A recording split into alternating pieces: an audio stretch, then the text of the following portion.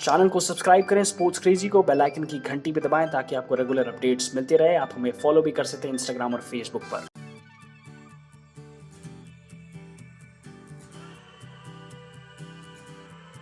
नमस्कार, आप देख रहे हैं स्पोर्ट्स क्रेजी। अगर मैं आपसे एक बात करूं कि अंपायर्स का रोल, बेसिकली जो अंपायर्स हम देखते हैं क्रिकेट में, वो उनका जो रोल होता है एक न्यूट्रल अंपायर का रोल होता है। लेकिन कभी हम जब इनकंसिस्टेंट अंपायरिंग देखते हैं एक दो दफा तो ठीक है, समझ में आता है कि मिस्टेक हो सकती है कि अंपायर से।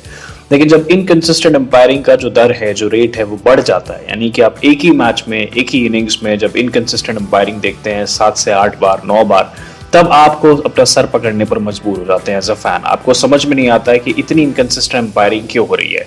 एक रीसेंट अपडेट आपको दे देता हूं। एक मुकाबला चल रहा है अभी साउथ अफ्रीका बांग्लादेश के बीच में, टेस्ट सीरीज का, जिसमें टूरिस्ट बांग्लादेश जो है चौथे दिन के गेम में फ्रस्ट्रेट हो गई पूरी तरीके से। और फ्रस्ट्रेट कुछ इस तरीके से हुई, इनकी फ्रस्ट्रेशन को बांग्लादेश नेशनल क्रिकेट टीम के डायरेक्टर खालिद महमूद ने बयान किया है कि उन्होंने इतनी इनकंसिस्टेंट अंपायरिंग इतनी लॉन्ग टाइम के बाद देखी है, जो कि काफी फ्रस्ट्रेटिंग है बेसिकली टूरिंग साइड के लिए।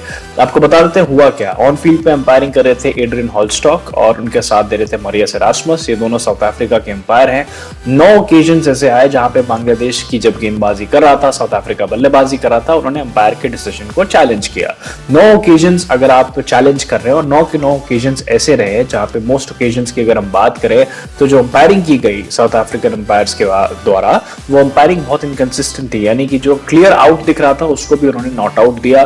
प्रोटियास के जो कैप्टन थे डीन एल्गर, उन्होंने सबसे ज्यादा स्कोर किया इनिंग्स में, 64 रन बनाए उन्होंने। और वो भी आप कह सकते हैं उनका लक साथ दे रहा था, क्योंकि अगर अंपायरिंग सही होती तो ये 64 रन भी वो नहीं बना पाते।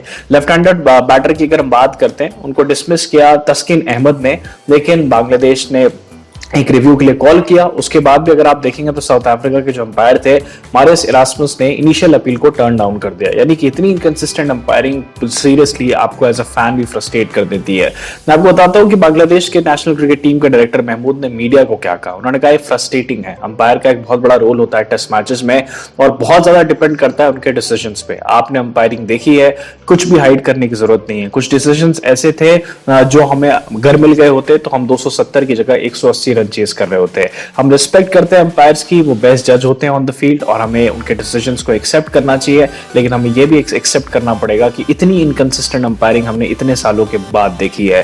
तो आपको बता देते हैं कि 274 रन जो है बांग्लादेश चेस कर रही है, अर्ली विकेट्स लूज कर चुकी है। हालांकि जो कप्तान है उनको पूरा यकीन है, बांग्लादेश के जो कप्तान है, कि हम चेस कर सकते हैं। लेकिन अगेन मैं आपको बता देता हूं, इतनी इनकंसिस्टेंट अंपायरिंग से बहुत ज्यादा सवाल खड़े होते हैं और अंपायर्स का रोल होता है न्यूट्रली बिहेव करना। साकिब अल हसन ने अपने ट्वीट में यहां तक कह दिया है कि एक हाई टाइम आ चुका है, कोविड की रिस्ट्रिक्शंस अब लिफ्ट अप हो चुकी है, आप न्यूट्रल अंपायर्स को लेकर आए। क्योंकि न्यूट्रल अंपायर से क्या होता है, दोनों टीम के लिए वो जो अंपायरिंग कर रहा होता है वो बिल्कुल न्यूट्रल होता है और कोई भी बायस डिसीजंस नहीं देता।